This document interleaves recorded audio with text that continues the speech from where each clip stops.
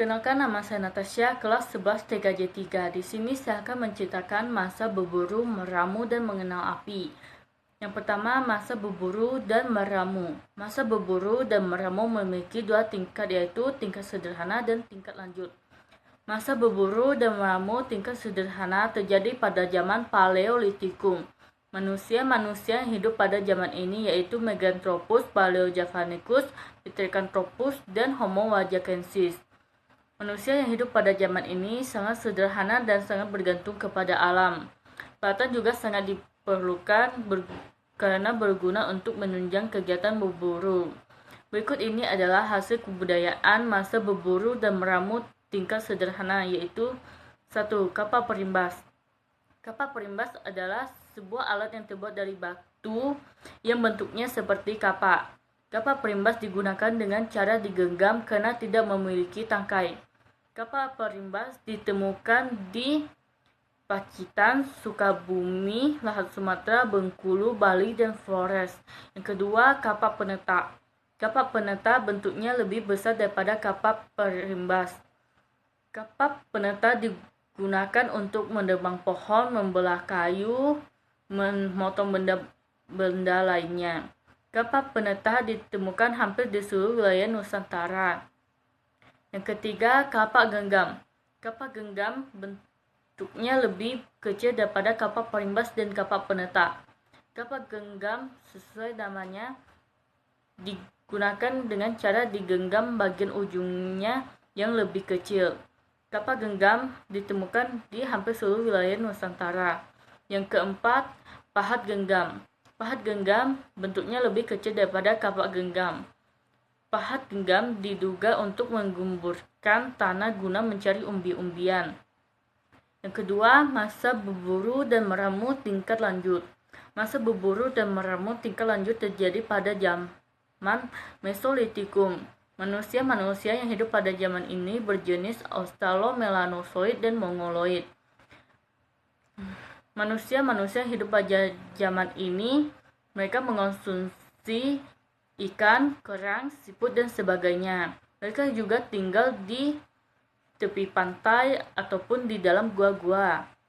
Berikut ini adalah bukti peninggalan masa berburu dan meramu tingkat lanjut, yaitu 1. Jokkenmodinger. Jokkenmodinger artinya sampah-sampah dapur. Sampah-sampah dapur dapat berupa kulit kerang, siput, dan sebagainya. Jokkenmodinger ditemukan di sepanjang pantai Sumatera, Timur Laut, Aceh, Langsa, dan Medan. Yang kedua, Abruzos. Abruzos merupakan gua-gua yang menyerupai ceruk-ceruk di dalam batu karang, yang juga merupakan peninggalan manusia purba. Gua-gua tersebut berfungsi untuk melindungi manusia purba dari hujan dan panas.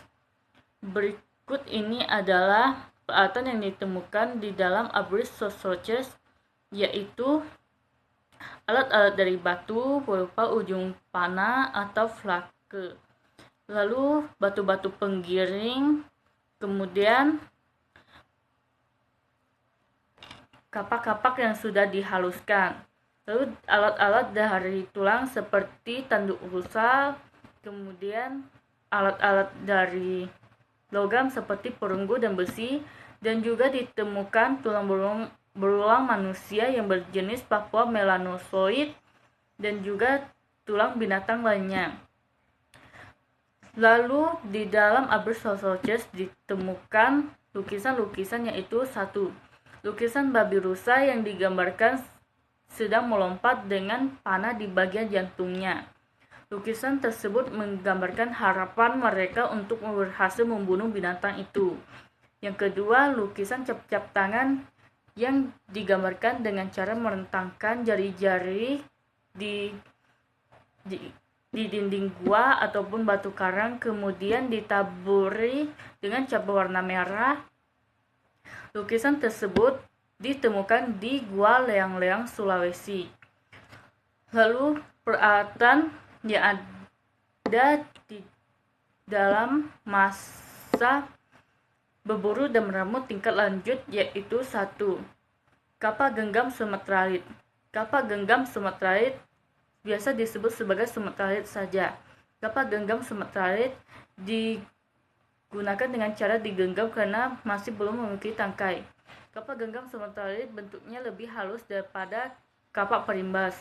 Kapak genggam semetralit ditemukan di Lok Samawe Aceh dan Binjai Sumatera Utara. Yang kedua, alat sepi atau flake. Alat sepi merupakan sisa batu dari pembuatan kapak genggam yang ditajamkan. Alat sepi dapat berupa serut, gurdi, penusuk, dan pisau. Yang ketiga, alat-alat dari tulang merupakan alat-alat yang terbuat dari tulang hewan. Alat dari tulang dapat berupa ujung panah, mata panah, pisau, dan belati. Yang terakhir, mata panah. Mata panah sangat dibutuhkan dalam kegiatan berburu. Tujuan lain dari mata panah yaitu untuk menangkap ikan. Mata panah ditemukan di Gua Lawa, Gua Gede, Gua Tomatoa Kacicang, Gua Cakondo, Gua Petpuru, dan lain-lainnya. Oke, yang ketiga saya akan menjelaskan bagaimana manusia purba bisa mengenal api. Yang pertama, melalui alam, seperti sambaran kilat dan juga lava yang keluar dari gunung berapi. Yang kedua, menurut para ahli, pada 35.000 tahun yang lalu, manusia purba mengenal api melalui dengan menggosokkan kayu atau menggesekkan batu. Sekian penjelasan dari saya. Maaf jika ada kesalahan dan sekian, terima kasih.